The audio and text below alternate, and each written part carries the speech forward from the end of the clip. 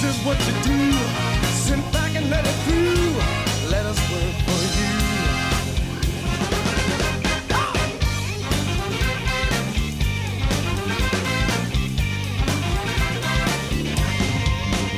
We've all spent years preparing before this group was born. With heaven's help, we're blended. So we do thank the Lord. So nothing left to do. Sit back and let it through. Let us play for you.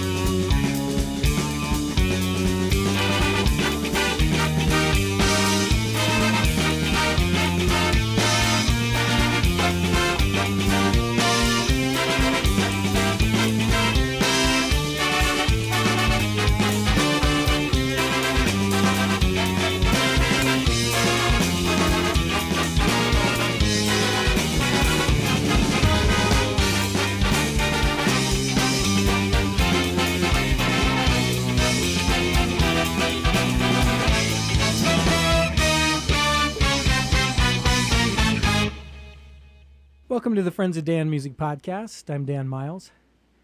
You've been listening to the California Transit Authority, also known as CTA. That was from their debut CD, Full Circle, which came out in 2007. They've also released an excellent new album called Sacred Ground. Joining me on the phone to talk about CTA is the band's producer, arranger, songwriter, lead guitarist, vocalist, limo driver, personal chef, you name it, he does it. Marc Bonilla, welcome back to the show. Thank you. Yeah, and I also got coffee, too. Okay, well, I'm glad you made a note of that. Yes. Well, of course, the name California Transit Authority is very reminiscent of Chicago Transit Authority, and there's a good reason for that. So why don't you tell us how this band got started? Well, for one, we didn't want to get sued again. The original Chicago Transit Authority had to shorten their name to Chicago because the actual Chicago Transit Authority wanted to sue them. So they had to drop the Transit Authority and just go by Chicago. But we thought, since reforming the band and we're all based in L.A., Danny thought it might be a good idea to, call ourselves CTA, but this time, transfer the C from Chicago to California. It made sense, and it was accurate. So, and it drew from, the reminiscences of the original CTA on that first album, which is kind of what we wanted to do. We wanted to, on the first album, especially Full Circle, we decided to pick some of our favorite songs from that era. The original, first couple of albums especially, and to redo them in a different way. Not so much of an emphasis on the horns as much as the guitar, and because they did them so well the first time, in the way that they did it, we decided, well, if we're going to do them again, we should do it. Let's try a different way to do it, and that's what we did. So, but we wanted to really capture the spirit and the energy of those first few albums that were, so good. So that's why, hence the name CTA. Well, let's explain to everybody when you say Danny, who you're talking about. Danny Seraphine, founding member of Chicago back in 1969. Yeah. And what motivated him to just start up again after all these years? Well, I got a phone call back in, I think it was 95. I got a phone call from my buddy Bob Birch, who was playing with Elton John. And he said, hey, man, what are you doing? It was either like the next, or tonight or tomorrow night. I don't know what night it was. And I said, well, what's going on? He says, well, how'd you like to go jam with Danny Seraphine? You kidding me? Because I was, a huge Chicago fan growing up. And, I hadn't heard, he'd basically dropped out of sight for 15 years. And, we got together over at Greg Bissonette's house, who was also a big fan of Danny's. And Bob played bass, I played guitar, and Greg and Danny played drums. And we got together and did some jamming. And then we did 25 or 6 to 4. And while we were doing it, I noticed Danny's just eyeing me the whole time. And I'm not sure, I wasn't sure how to read him, not knowing him. And later on, after the night was over, he called me the next day and he says, "Look, man, I got to tell you, while we were doing 25, I got a Terry Kath flashback. I've never had that before with any other guitarist. What are you doing? Do you want to maybe try and do a project together? And I said, absolutely. I'd love to do something with you. So I called in Ed Roth and Mick Mahan, who were part of the Dragon Choir and Boys Club, all kinds of different things that we've been involved with together. And they said, "Oh yeah, absolutely, let's do some stuff." So our first gig was at the Remo Vintage, I think, drum festival or whatever it was, some kind of a convention, and we played. And we did some of the cooler stuff. We did like Devil's Suite off the Chicago 7 and some of the hipper jazzier stuff, The Approaching Storm at Bob Birch's behest. He loved that song. So and we just decided it sounded great, and the next logical step then was to maybe do an album. So that's what we started to do. And the title Full Circle, is that meant to be an indication of his desire to return to that jazz rock sort of roots that the band had before they sort of went down the ballad path? Well, I think it was a dual function there where, yes, you're absolutely right. It was one of those things that we, Chicago eventually kind of got lulled into being this ballad band that I don't really know. I mean, as huge as they were, you really get the true Chicago fans that just bemoan the fact that they never got back into that pioneering spirit again. They just all settled for straight ahead drums, and Cetera, as great of a singer as he is, singing ballads. And which would have been a great foil had they done other things that were a lot more intrepid, but they just kind of defaulted to that. And I think that over time, I don't know, maybe they just lost the musical petroleum to want to explore. Who knows? That's not a question I can answer, but we wanted to go back to that individual pioneering spirit that each member had at that time. And so the Full Circle definitely means that, and plus the fact that Danny had been, music was his first love and really his only love, and the fact that there was not a great parting with the band, and he kind of got into a funk and dropped out completely, and this was his return to what he really loved. So that was the other meaning behind the... Yeah, the point you made about Peter Cetera is, your friend Keith Emerson was mentioning how on an ELP album you'd get all of his bombastic keyboards, and then you'd have this musical oasis. Greg Lake would kick in a ballad. So yeah, Chicago should have done that. I think so. It keeps everybody interested, and it keeps both organs entertained, the brain and the heart. All the technical stuff. Yeah, it's great. It stimulates the mental. And then the slow ballad stuff stimulates the heart. So I mean, you're really balancing out. It's a lot better of a combination, I think, on an album, from album to album, to have that wide range of dynamics, as opposed to defaulting to a form that works constantly. Because at any point it burns out. People. Then you become predictable, and then it's over. Really, in my opinion. Right. Well, as you were saying, most of the material, with a few notable exceptions, on Full Circle is new versions of early Chicago tracks, including the one we opened the show with, which was actually the very first track on the very first Chicago album in 1969. My own first exposure to the band, and I'm sure this is also the case for a lot of people listening right now, was that Greatest Hits compilation that came out in 1975.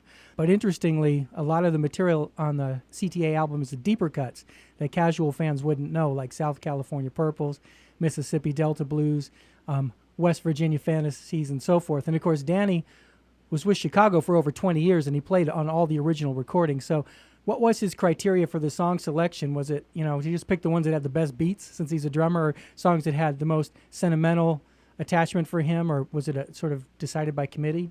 It was decided by committee. Me being a Chicago fan, I kind of wanted to go in, and I was always a huge fan of West Virginia Fantasies. I always loved that. It was only this magical little minute and a half, that preludes Color My World. And I always look forward to that on the second side of the album, and I said, dude, we have to do this. So, but let me do it as a guitar part. Let me do it as a guitar duet, and he was totally down for that, and that was actually, I guess, done in the as a kind of a homage to Frank Zappa in his type of music. And because they were all in the same area here, and they played the Roxy together and back in the day. So that was actually a tribute to Frank Zappa, that little part. And then, of course, we thought, well, let's do Color My World. It goes right into it, and anybody that's a Chicago fan is not going to want to stop at West Virginia Fantasies. It needs to go into to Color My World, but we didn't want to do the do, you know. So I said, well, let's do an arrangement where they may not understand that it's Color My World yet, even though they might be expecting it. So I did it as you know, Eddie. I wrote out the chords that I would like to do this under, and Eddie and I did it as a duo. You know, the first part of it, which was, you know, the Color My World's a 3-part, you know, a tune, and I wanted to make sure that all 3 parts completely sounded different. So the first part was very ethereal and very Beckish in its delivery as far as volume pedal and that type of stuff, and then we get into it proper. But I changed the chords up quite a bit, you know, to make it a little more step. Then I got as a matter of fact, I got a supreme compliment from Joe Vanelli one night when we were playing this. It was Gino's brother, who did all those wonderful Gino Vanelli records. He came up to me and he said, "Hey man, what were those middle chords to Color My World? I couldn't figure them out." You know, and I kind of went, "You kidding me? Joe Vanelli cannot figure out the chords I put in." You know, I thought that was a supreme compliment for me. That I got a lot of mileage out of that for a lot of years. That's awesome. You know, so we did it, you know, different there, and then we rocked out the last third of it, you know, and you know, as where the flute solo would normally go, I put a, you know, like a screaming guitar tone, you know, solo to it. So, you know, we wanted to do it different, you know, with respect to Mississippi Delta Blues. That was a Terry Cass song, and you know, and Terry and Danny were incredibly tight. So it was done as a homage to Terry, and Introduction was just one of those great songs that, you know, made sense that, you know, to lead the album off again, as if, you know, because that was the first song you hear on the first Chicago album, and we figured, well, let's start there and then diverge from that point. You know, Make Me Smile we decided to do as an instrumental, not as a vocal tune.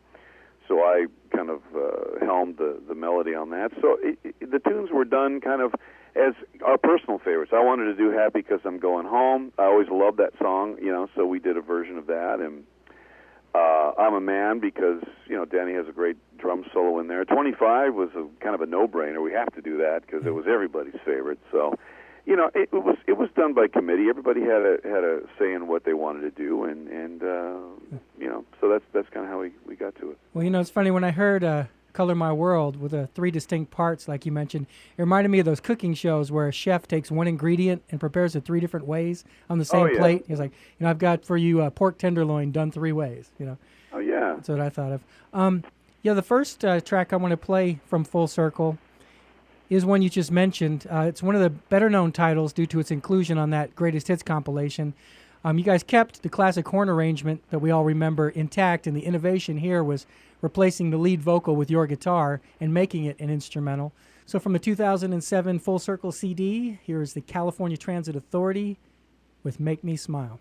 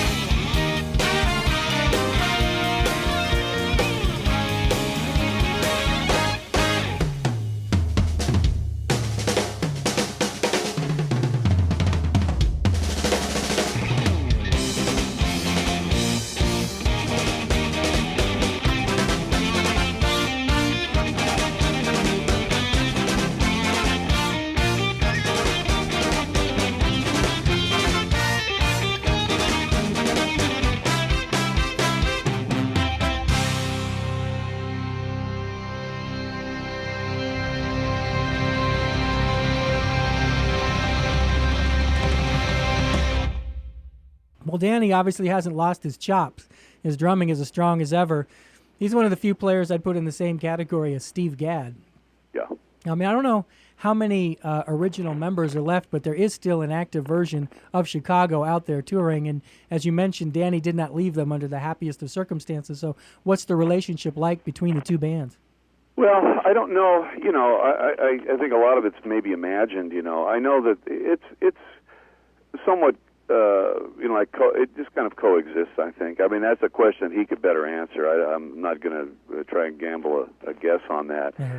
You know, I think that everybody is different. Like, you know, with Bill Champlin now in the band, you know, there was a problem there too. You know, originally, but they've made their peace, and you know, everybody moves on. You know, Yeah. you can't hold this stuff in forever because it ends up eating on you. At some point, you have to let it go because eventually it's not going to matter. You know, so what matters is the music that you created. You know? Well, what I'm wondering more so than, you know, the personal relationships is the fact that there's a band out there, Chicago. Now there's this hot, you know, CTA out there that's kind of like a younger, buffer version of Chicago that they're kind of have to compete with. So I'm wondering how they. I mean, I'm sure they're aware of you. And they're Well, not, yeah, you know, I mean, it's you know, with us, you know, it wasn't our intention to try and smoke Chicago. It was a question of trying to do justice to the music and the spirit of the music. Right. You know, if you know, we've gotten a lot of comments, you know, email and reviews, and say that, you know, that we're the band that you know they should have been. In a way, that's nice to hear, but in another way, it doesn't really matter. It's not. We're not. This is no competition for us. No one feels competitive. It's just really about the expression of the music and the fact that this stuff gets everybody off, and that's the reason we're doing it. Only for that reason alone. And as we're going to get into with the next album, you only did one tune from Chicago, and the rest is new material. So you're not trying to be a replacement for them. It's just that you have their original drummer. You did do some of their material from, you know, the Terry Kath era, and I just wonder if they're thinking, oh, man, we're getting shown up here. But I guess, like you said, it doesn't even matter. And you'll do a gig and people will come. They'll do a gig and people will come, and so be it. So yeah, exactly. You know, and with the second album, that's why we tried to, you know, diverged so that we know this isn't just a band that just plays old Chicago stuff. This is a band that will play what Chicago, in a lot of people's opinion, should have done after the seventh album. You know, instead of going into the ballad land, they should have done something more like this, which is really what we were doing, is trying to pick up where Danny left off, you know, musically. Like, where would it have gone had it done that, you know? And so that's what we ended up doing with Sacred Ground. yeah, and that's pretty much what the two albums make me think of.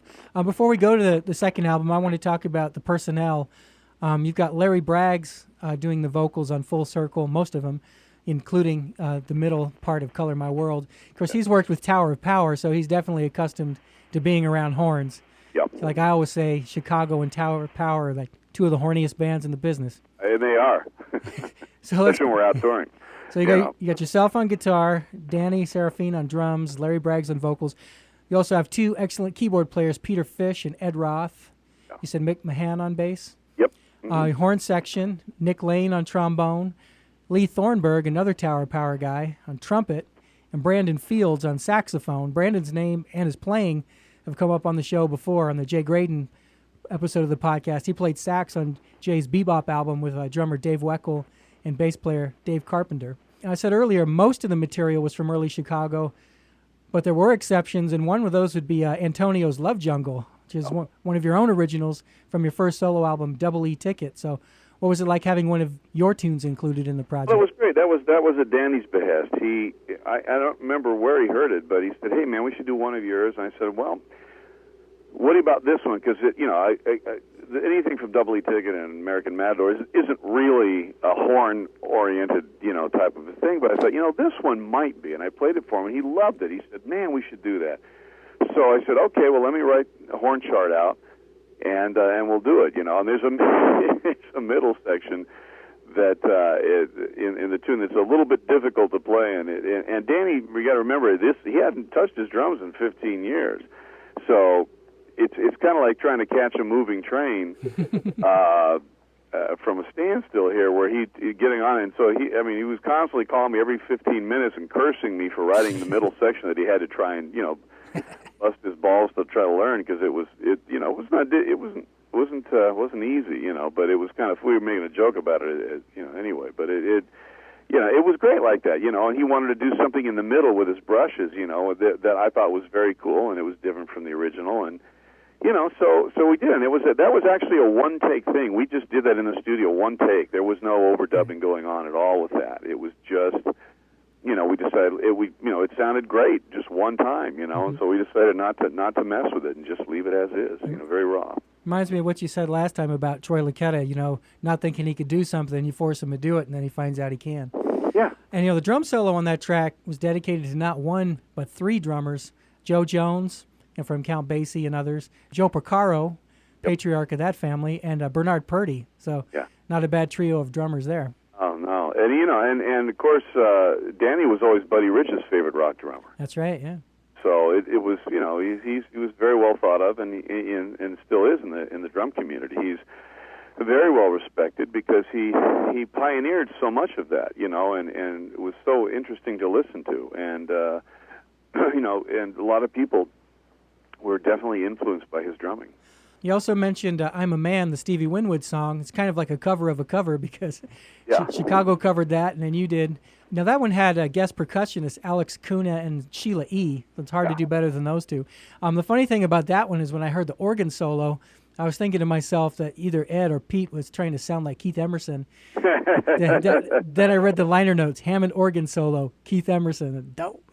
Yeah, I had him come in to do that, and it's his own inimitable style, and nothing sounds like Keith, he's just, he comes in and just starts in, and it's like, it's him, he's got, it's just such a trademark, and so it was a cool, and added a little bit of power to the name, and, he came in and banged down 2 or 3 different takes of that here at the studio, and that was it, it's like, which one do you like? Oh, I don't know, let's flip a coin, and, it was cool, it was just like a cool little addendum. Well, I wasn't expecting it, so I just heard the playing. I go, wait a minute. 'Cause I thought it was like they say an homage to Frank Zappa, an homage to this person, that one. I thought it was an homage to him, and then I read it, and oh man, no wonder it sounds so much like him. Yeah. You guys also covered a Greg Allman song called Dreams. I don't remember Chicago doing that. So no, that was my thing. I always loved Allman Brothers' version of that song, but one I loved even better was Buddy Miles' version on Them Changes. I actually heard that before I heard the Allman Brothers version of it, and it was just great. And it's the version that Molly Hatchet did, pretty much note for note, and it was just such a great version of the song. And I suggested it to Danny. We're going to need some other stuff. Let's not do another Chicago. Why don't we do one like this, And I played it for him, and he's like, yeah, this is great, And so, and then Larry just sang the hell out of it, as he's wont to do. Oh, he's good. Yeah, so that was a suggestion that kind of like a wish list that was on mine. Yeah, because I was looking back through the Chicago discography, just making sure I wasn't missing anything. You weren't missing anything. Well, I have a question about Happy 'Cause I'm Going Home, which was a Chicago track. The liner notes don't mention any guest guitar players being on the album, but there's a section with some guitar solos being traded off. So you're just dueling with yourself? Well, how that actually started, and it was, I'm kind of embarrassed to say, but I was going to have Lyle Workman come in to do the other part. Oh, that's our man.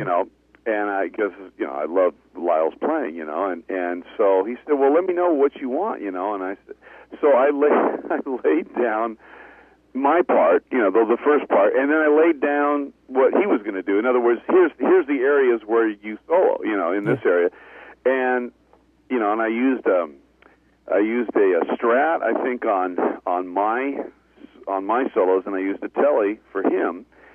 And I'm listening back, I went, this sounds really good, and I put off calling him for the longest time because I felt completely just embarrassed because I just wanted to tell him, dude, I did both parts, but they're perfect for the song.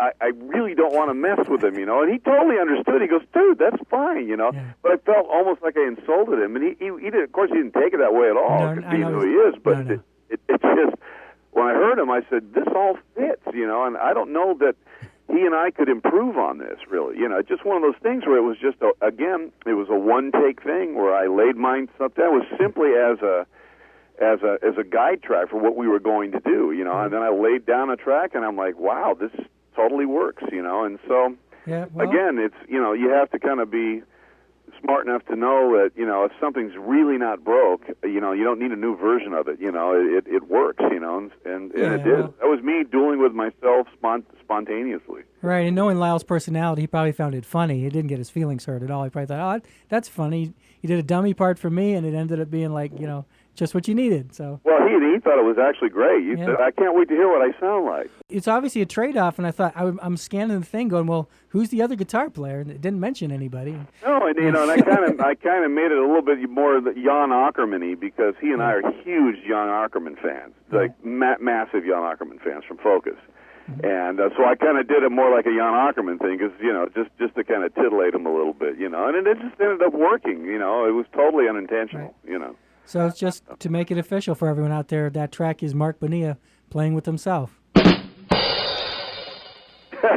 Which is one of my favorite hobbies. Yeah. And speaking of your sex life, let's go back to Color My World. You were telling me off camera here a little story about that. Yeah, Color My World was always a very special spot in my 15-year-old heart, because it's where I lost my virginity. And it was just one summer, hanging out. These two girls came up from Georgia. Her name was Mary Ann. I'm not going to tell her last name for two reasons. One, good reason I can't remember. But she was the swim coach's granddaughter, and who lived at the bottom of the hill, and they had a trailer that they had parked there, and they were going to hang out there for like a month. And so it ended up, we got, my buddy Don DeLufa and I went down there and went to the trailer, and lo and behold, that tune pops up on the radio as things got a little bit more involved. And so that tune always kind of held a special moment for me. Put the girls in the mood for you. Yeah, pretty much. And you tell Danny that story? Yeah. Yeah. Yeah, he likes to remind people about it, too. Yeah, exactly. Well, last time you were here, we opened the podcast with the CTA version of Chuck Mangione's Something Different. So hopefully everyone heard that. You already mentioned 25 or 6 to 4, which is kind of like a bonus track because it was live instead of studio like the rest of the album. So I guess the only track I haven't mentioned yet on Full Circle is Several Thousand, which I like, but again is different stylistically from the rest of the album. You had a guest vocalist and a guest writer on that, which I'm sure is a big reason why it's different. But what was the story on that track? Peter Fish brought that in. It was his buddy who wrote it, and he says, "I've got this great tune, man. We should check it out." Jim, I think it was Bogia, had written this, and we heard it, and immediately went, "Man, this thing's a hit. This is great." It just had this great crawling kind of slinky vibe to it that we just loved. And so I had my friend Wes Quaid come in, a great vocalist. Yeah. Because he's like, this would be a perfect vocal for him, and he's been a longtime friend and constituent. And so he came in and also said, "Hey man, I have some backing vocal arrangements. Would you mind if I did some?" I said, "Absolutely, go for it." And he did. He did all the backing arrangements, and for it, and he just killed it. And it's such a great song. It's a very catchy song, and one of our favorites on the album. Yeah, me too. I like the fact that there's variety on it. I mean, there's a variety on both albums, but like you say, I don't want to just keep doing the same thing over and over. Full Circle sounds like it was a fun project for all of you, but considering how well it turned out, I suspect it was particularly satisfying for Danny Seraphine, because you said, he'd come out of retirement and he has this amazing, group of musicians doing this amazing recording. Yeah, it was. It was just, and I think it gave him the musical heft and petroleum to really just push himself forward. He's one of the most doggedly determined individuals I've ever met. He never gives up. He sinks his teeth in, and even to the detriment of his health sometimes, as far as worrying about stuff and making sure all the details are covered, and as well as having to drum on the as well. So, I think and it's great because you can see what the power of music does in a 64-year-old man. It keeps you upright, in more than one way. And so that's, he's carried all of this energy all the way through and to this next project, Now, to my ears, he hasn't lost a step. I mean, maybe the first day he was rusty, but the rust was gone by the time you were recording these tracks. Yeah, he's gotten better and better and better. The more we play, the more we do all this stuff, he's just gotten more consistent, and he never ceases to amaze us.